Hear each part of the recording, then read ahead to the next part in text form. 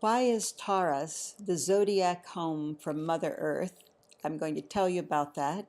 And as the 7-year cycle ends with the god of lightning in a fire sign, and we've had fire in the mountain, the Capricorn mountains, that is. And now Uranus is going to go into Taurus, and the ground beneath our feet is already shaking.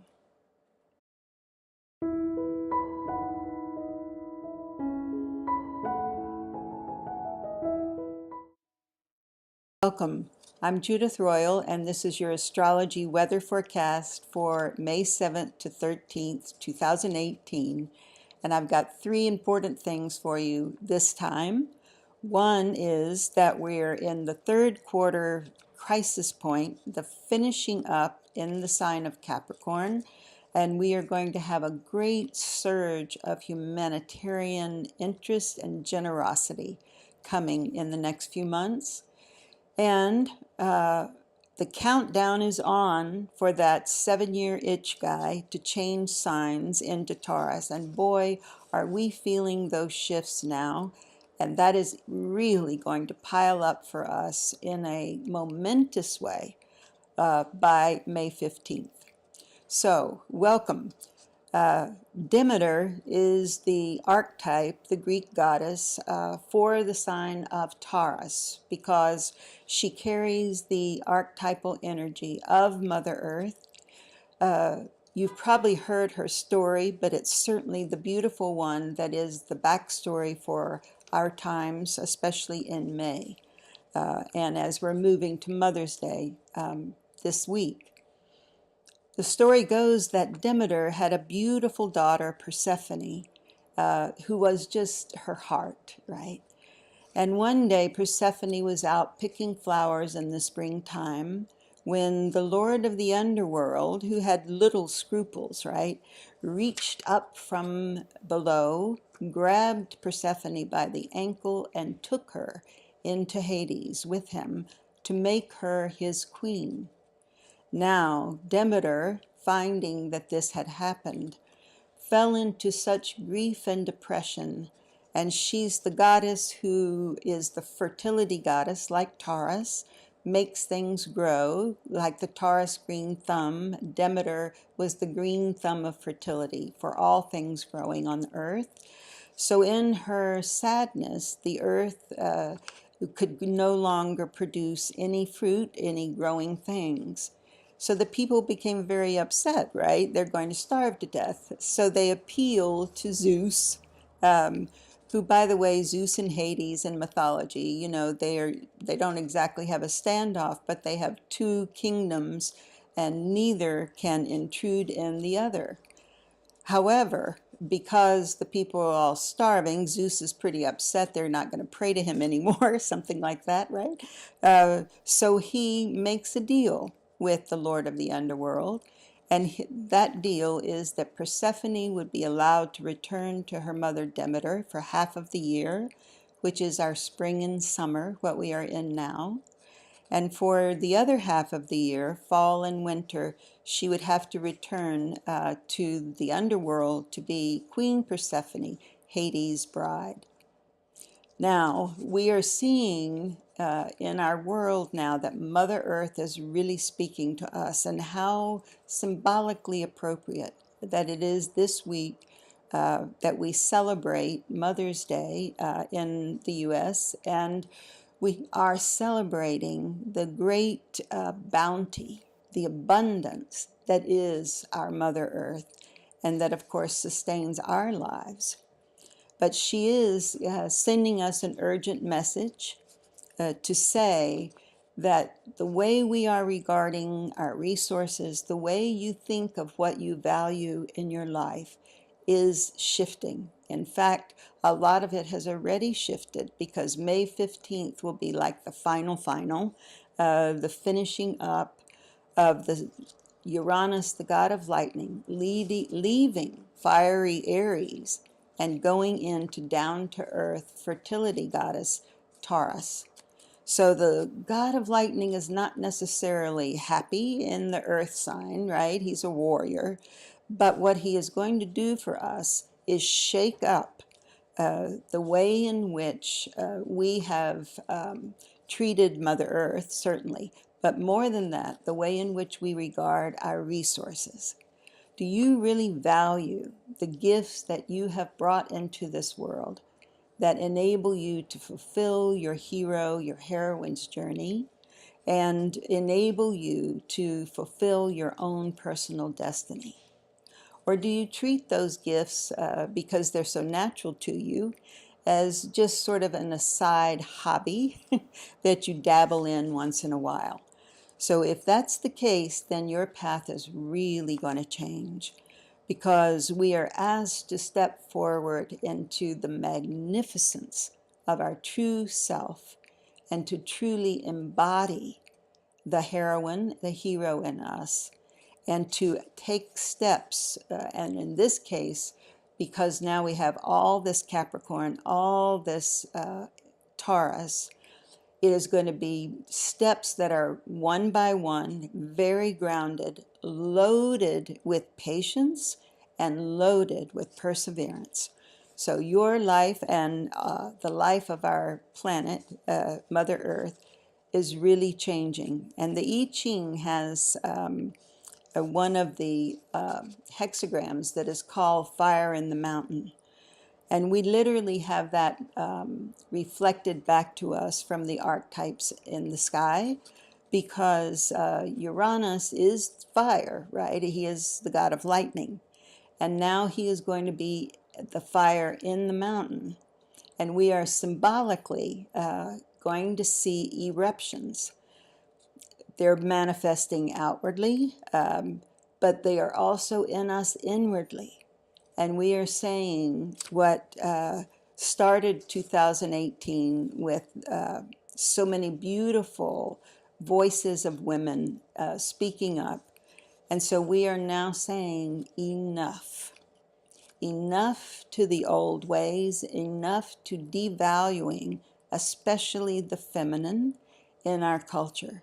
So Uranus is going to come in and say, that, my dear, has got to totally change. And I think that's really good news. What's in the week ahead? Who's going to have their lunar birthday this week? I want you to, again, pay attention to the elements as I talk about our Monday through Sunday, whether there is fire, earth, air, or water, and compare that to the element that your own moon sign is in and your own sun sign is in.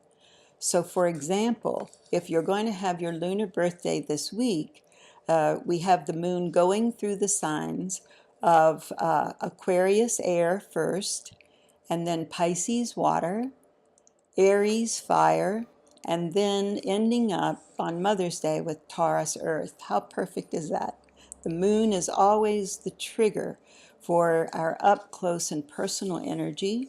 So when you have the 2 days of the month when the moon is in the sign she was in for your own moon sign when you were born, those are your yin days. Those are your powerful, receptive days for your intuition and to really download just being here, right?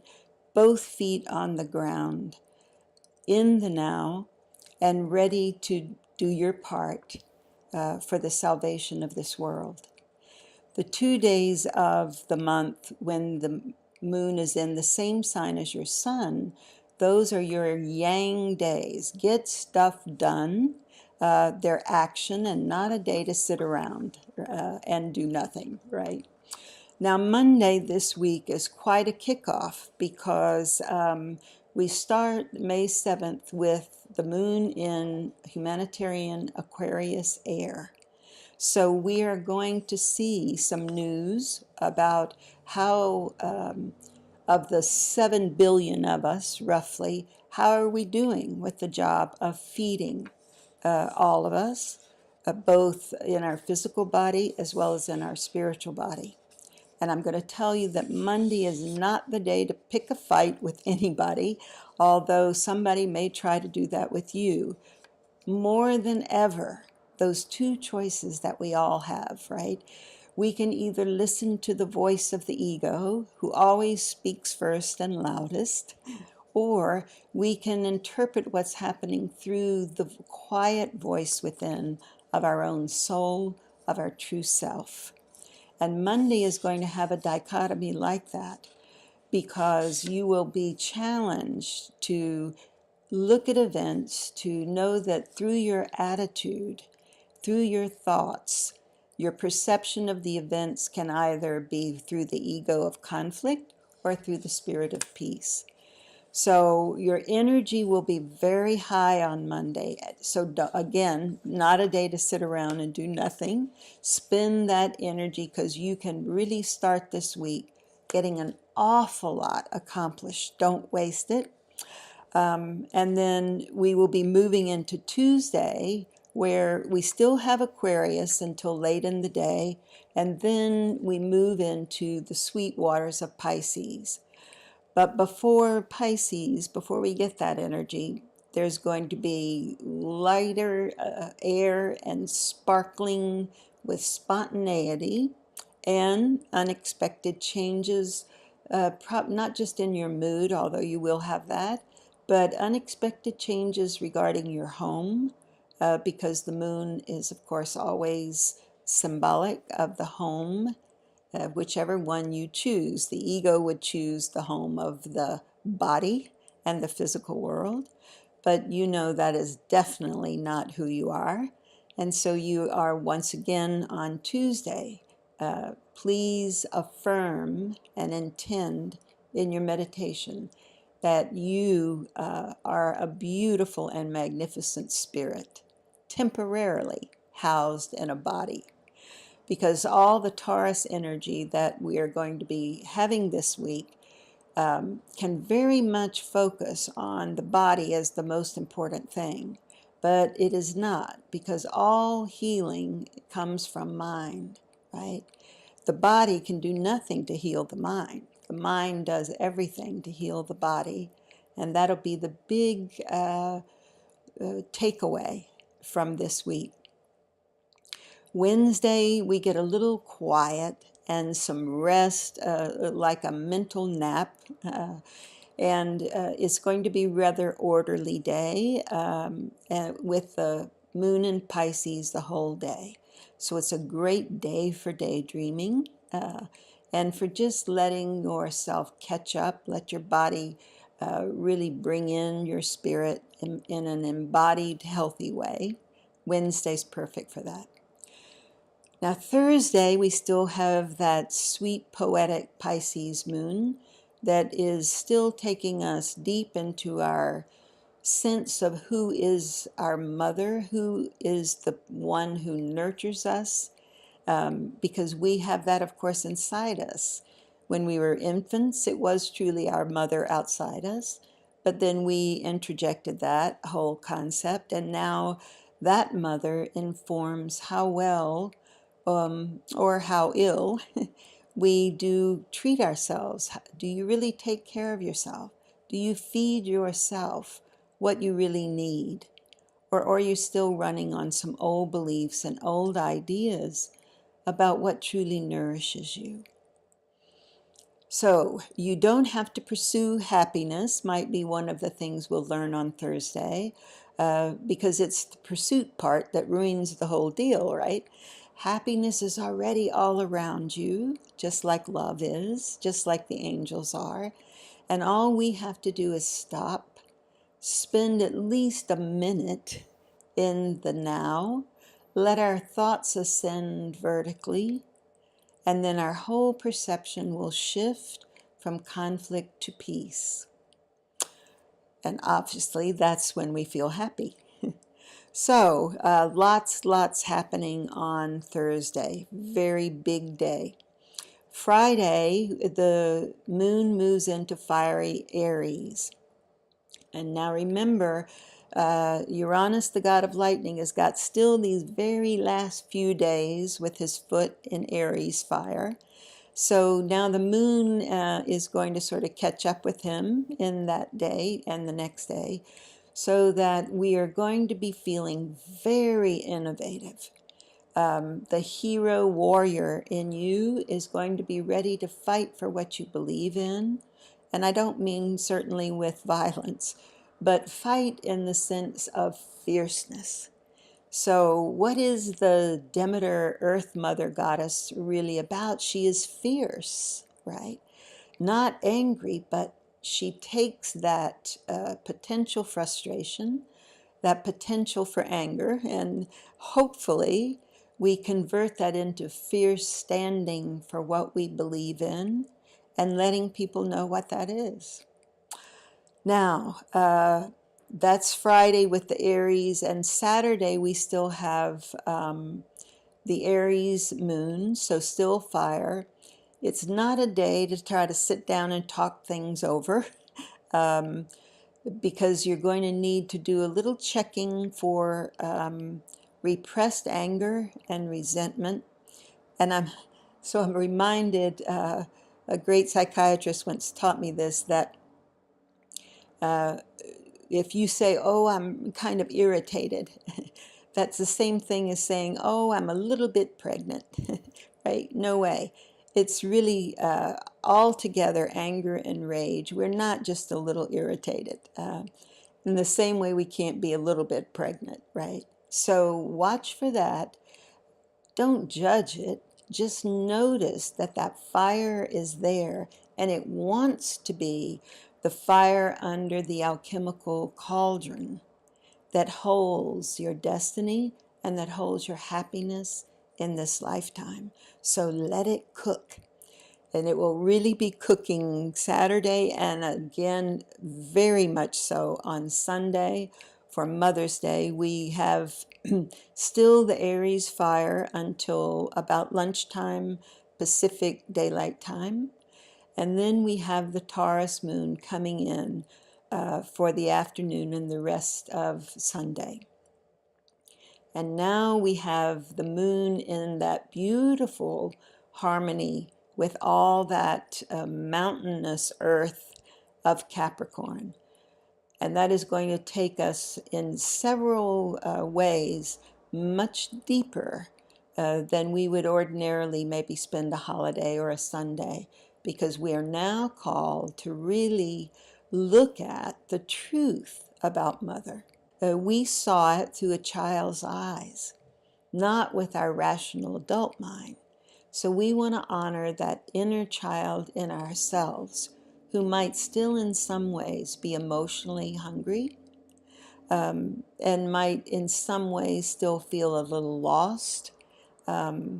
However, now it's up to us, right? It's not up to our mothers to make that all better for us. So we have to look at, honestly, how are you taking care of you? And most especially, how are you loving yourself? Because until I've learned to, not all the time, but a lot of the time, treat myself in a loving and kind way, I can't really offer that to you or to anyone else, because none of us can give what we do not have, right? So how do I find that peace? In my life, I had the opportunity to practice and to experience forgiveness with both my parents before they died. Both of my parents are gone now from their physical bodies, right? And the forgiveness, remember, it's not about letting somebody off the hook for some bad thing they did, right? That's all judgment anyway. Forgiveness is for us. It's for you. Forgiveness of my mother and my father completely, right, is what freed me from the bondage of the ego self in childhood, right? The place where I might still think I didn't get enough. Nobody gave me what I really wanted, etc., etc. Who needs that, right? You really can't be happy doing that.